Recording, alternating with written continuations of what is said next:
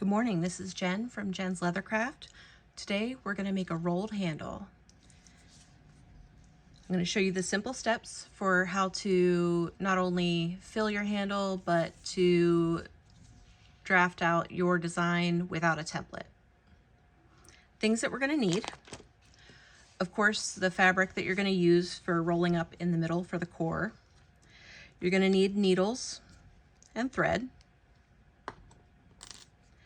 You're going to need your snips to cut the thread. You're going to need a lighter to seal off your ends. You'll need a punch and your mallet for making the holes, and of course a sharp blade and then a straight edge. The handle I'm going to make is about 30 millimeters wide. I'm going to use a ballpoint pen. Some people prefer to use a silver pen or other marking tools like soapstone for marking where they want to make their cuts. Since I'm using scrap leather, I'm going to take this edge that was already cut straight and cheat it a little bit. At 30 millimeters, I'm marking my handle points. What that's going to do is that's going to tell me where to place my straight line.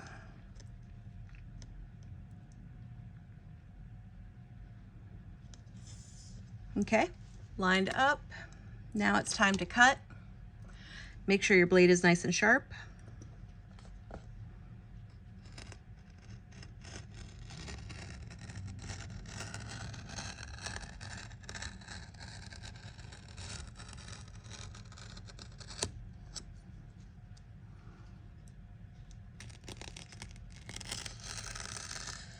Follow up your cut just to make sure that you've got good separation.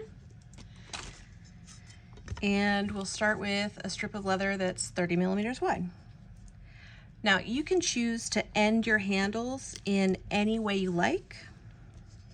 For this one, for this side, I'm going to do a chevron. And you can find your center point to make it symmetrical. For this example, I'm just sketching it out by hand. For this one, you can go with a radius end. You can do a lot of different things with a rolled handle. It's ultimately the bag designer's choice. So what I'm going to do is I'm going to cut out this segment from the end.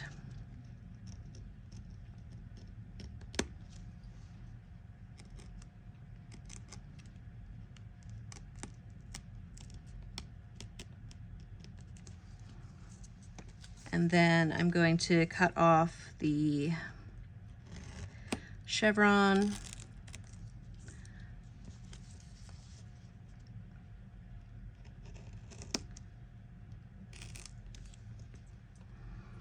Okay, so again, this is a fairly short handle just for demonstration purposes. It is a little over 8 inches long, maybe 8.5. To make the punches on both sides even, one thing that you can do is fold the leather in half and then begin your punching process. Because this is so narrow, I'm going to punch it on each side individually. The punching technique down the sides and around the curve, I'm going to use a different head on my punch. I happen to have a toolkit with different size heads that I use frequently.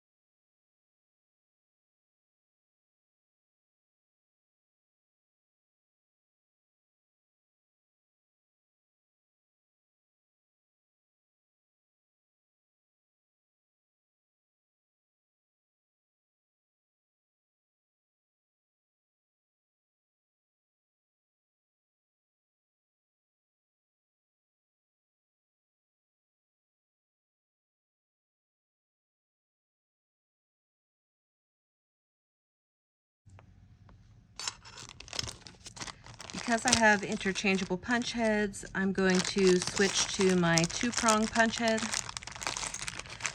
that's at the same spacing as my others.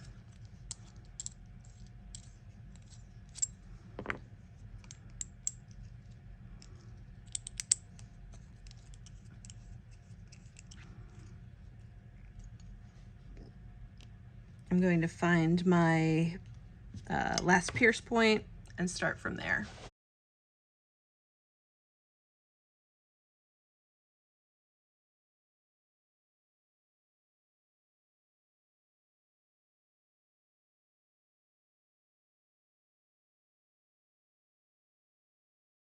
The things that I do is measure out my thread. Depending on what type of finish you want, you're really going to be starting from kind of the 3rd or 4th hole back, depending on how you want it to attach to your bag. But for simple measurement purposes, I'm going to measure the length of my strap and then 4 times that amount for the thread.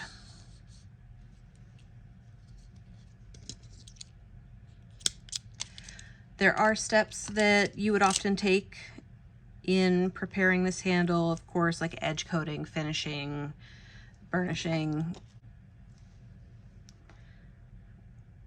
I pierce through the center of the thread. Now I have my thread ready. I'm going to take a look at how long the fabric needs to be for the core. And what I'm going to do is I'm going to make a rough cut here. And the core should be slightly smaller than the length of the handle. So I'm going to measure back a bit so that the core will still kind of give a little bit of that dimension to the final end point of the handle.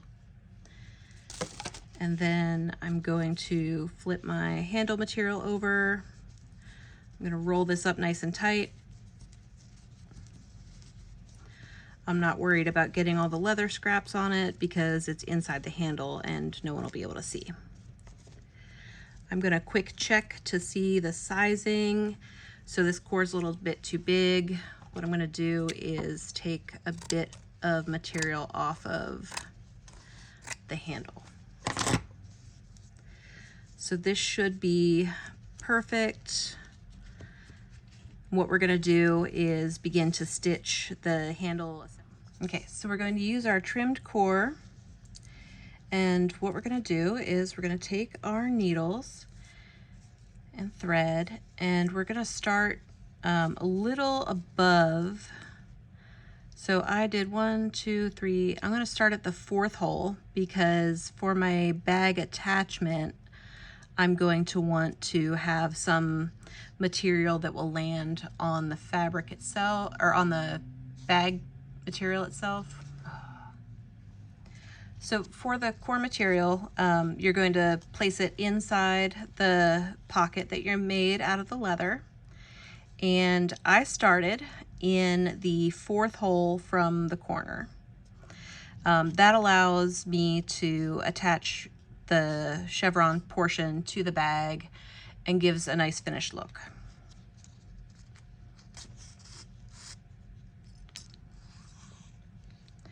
If you're using machine, this is certainly a much faster process. But you stitch down the length of the handle, stopping at also the 4th hole from the end. I used a large spacing on my punch so that I could do this quickly.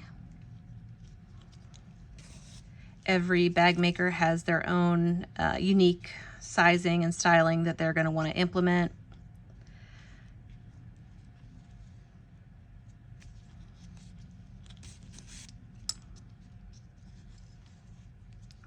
But these are the basics.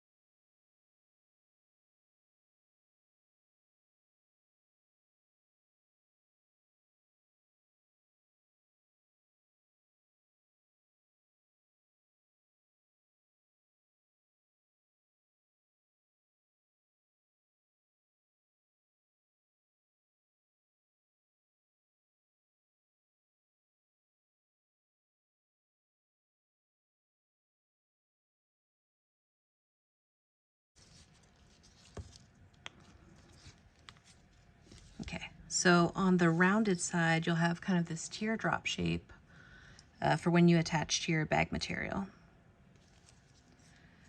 So that's really it. It's quite simple, and you attach it to your bag like this.